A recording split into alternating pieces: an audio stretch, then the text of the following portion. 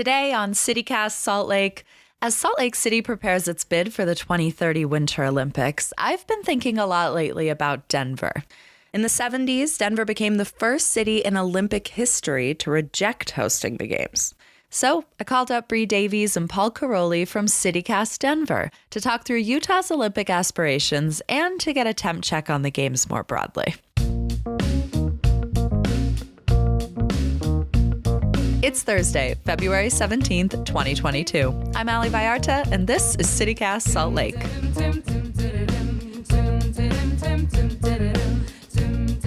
Bree and Paul, welcome to CityCast Salt Lake. CityCast Denver, welcome to CityCast Salt Lake. Thanks for having us. I'm excited to chat with you. So basically, this is what's going on. Salt Lake City wants the Olympics badly, and I'm not sure that I do. And I feel like maybe there are people out there that share my opinion, but I haven't found a ton of them. And so my first question for you is where are you both at on the Olympics on a scale of 1 to 10? Paul, you first. 10 being this psyched is your about thing. it. 1 being Yeah. I think it's great. I'm obviously conflicted about it, like every other person on earth, I imagine.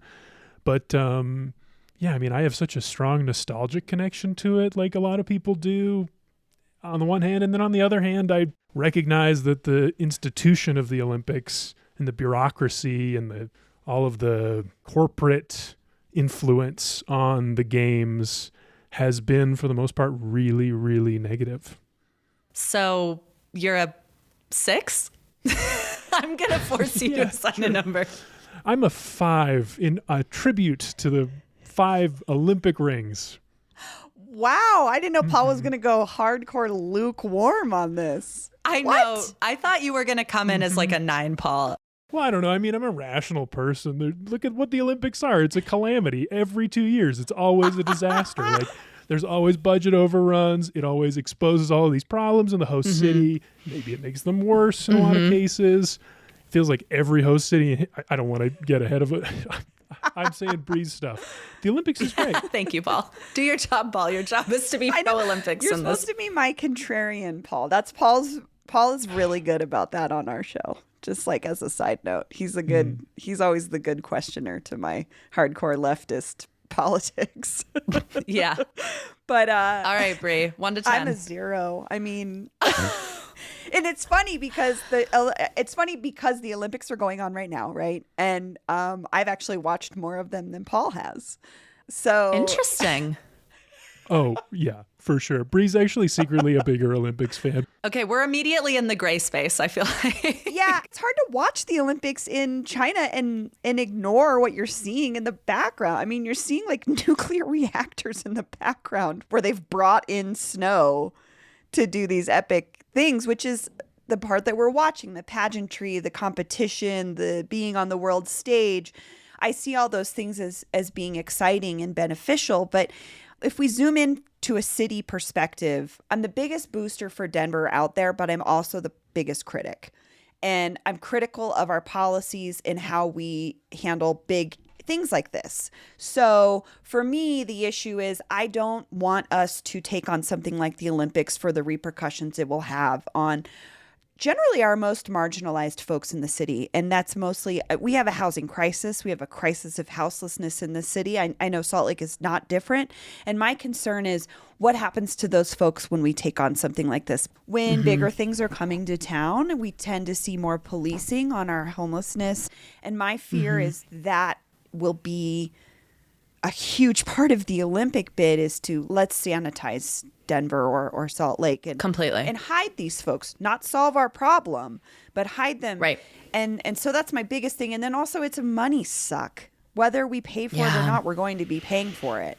There's so many other things in our city that could be getting those resources and making us a really great city for the world stage. And the Olympics is not going to make us a better city. No, I feel the same.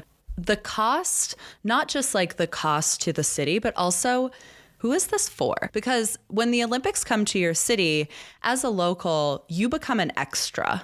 It's not for you. You're the host, and therefore, like, you're just an extra. I'm not going to be able to afford to participate in the Olympics. I'm just going to be watching it on TV like everyone else. And so there's that. And then I think another crisis that Denver and Salt Lake share is climate. We are in the greatest drought in the past 61 years here in Salt Lake, and watching them blow, I think, 1.2 million cubic meters of fake snow on the mountains in China. And seeing that, frankly, like, yeah, we get a little bit of snow, but like not a ton. We would absolutely be blowing a ton of it in order to host this event. It's like, water from where? From where? I don't know. We already make fake snow for our industry known as skiing. This is one of the aspects of the Olympics where the conversation hasn't really kept up with the reality of the way the games are organized. And the same thing about the funding too. Like, the games aren't publicly funded. That's just not how it's done anymore. Like, even the Olympics recognizes that public funding was a disaster for most host cities that attracted the games. And now most of the games are privately funded. That's what's happening in Beijing, at least I think. And then on the environmental aspect, the Olympics used to come with this other promise of a lingering legacy in the city. Like, there would be an Olympic village built, there would be a new stadium built that would host the opening ceremonies. There would be all these, other impacts, investments, perhaps. And that's not how they do it anymore.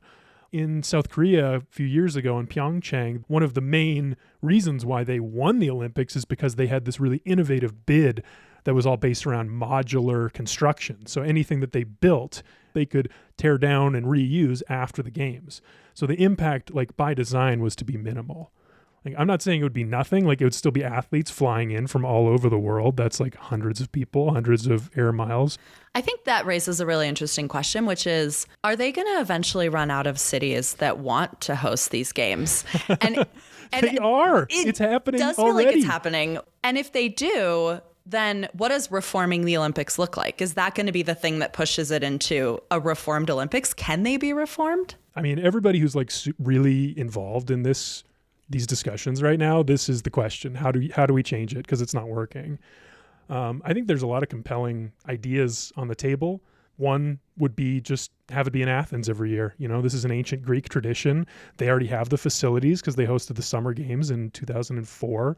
Just every 4 years, go back to Athens. Doesn't that make sense? That feels right. Carry on the tradition in that way. And you can see the same thing with the Winter Games. Maybe it's a rotation. Maybe every 10 years, every decade or so, we do it in Salt Lake City or Lake Placid, just because these are places that have the facilities, that have some experience.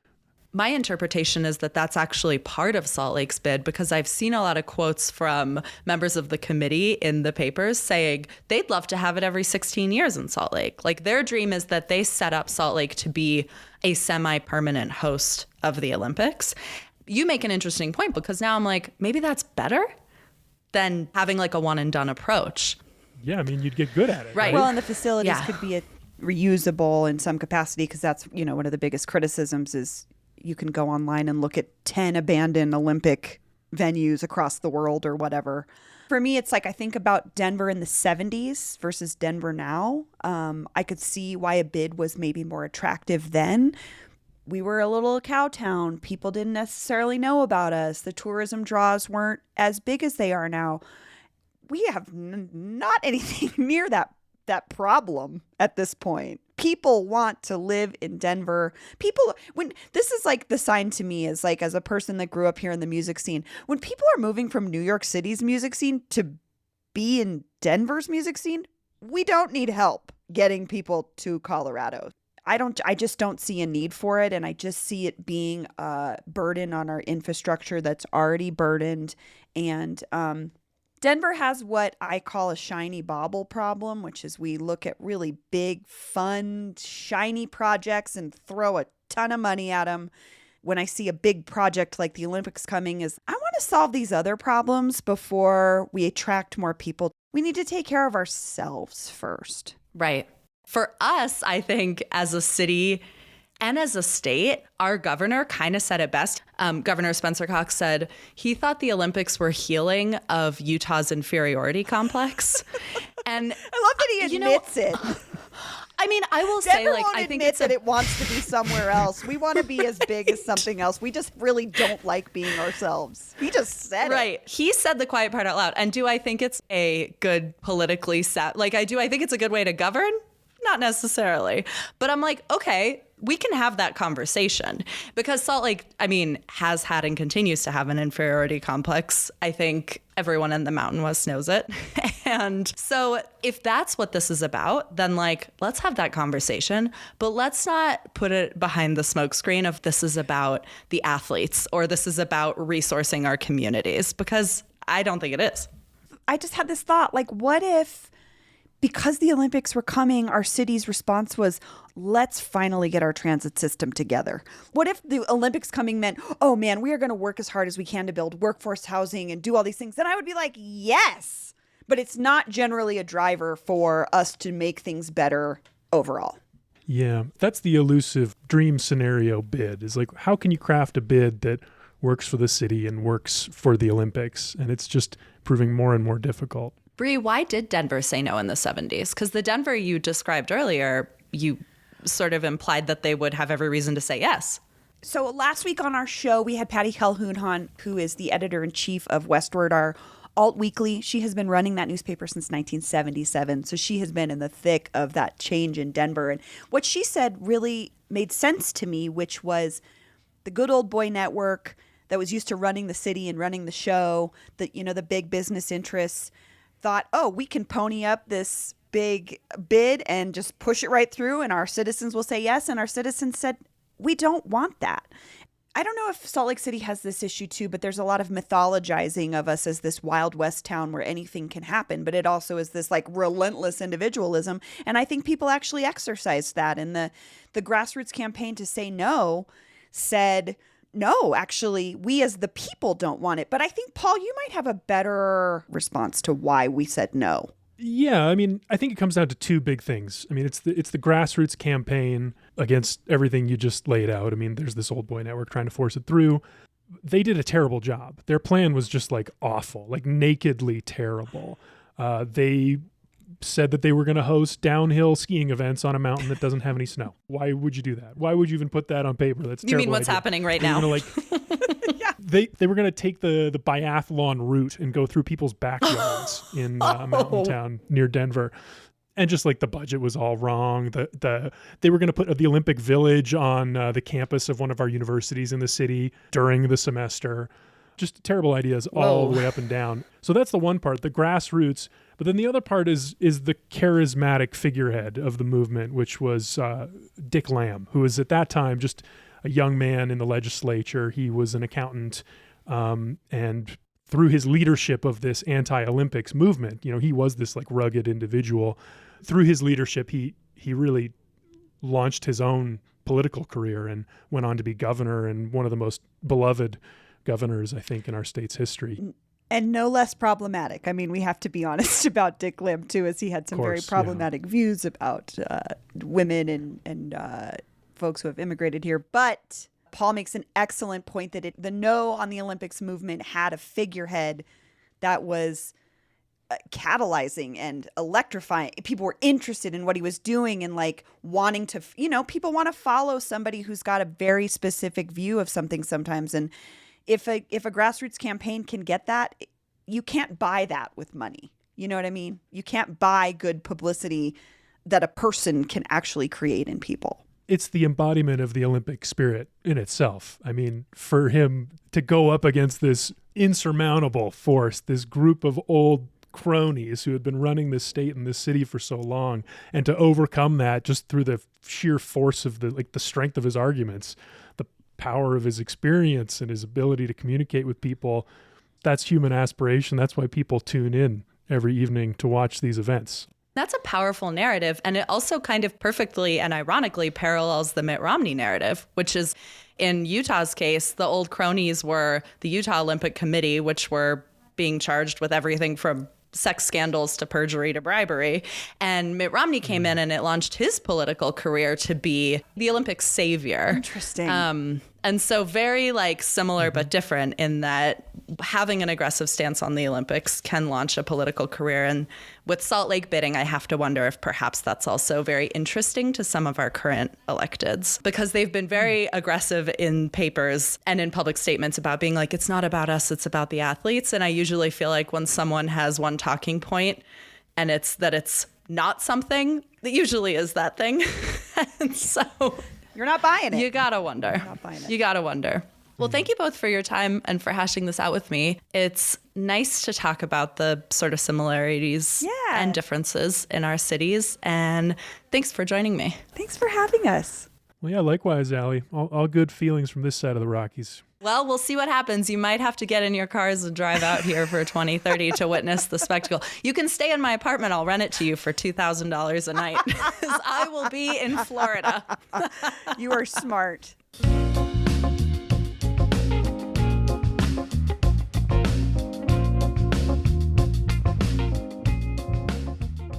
One more thing before we go. There are 22 days left in the legislative session, but who's counting, right? There's a lot of bill traffic up at the Hill, so here's a speedy roundup of what's going down. Ready?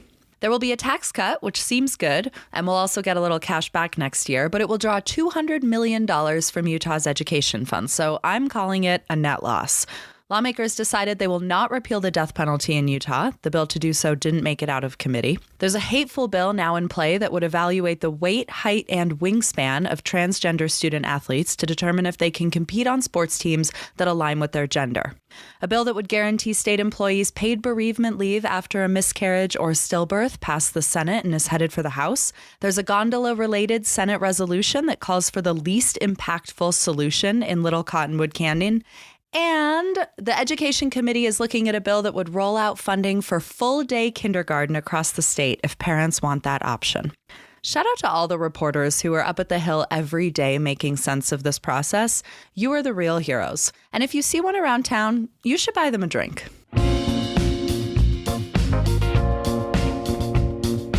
That's all for us today on CityCast Salt Lake. Thank you to the CityCast Denver team for joining the show. And if you want to get Denver's pulse, I encourage you to check out their podcast and newsletter too. We'll be back tomorrow morning with more news from around the city.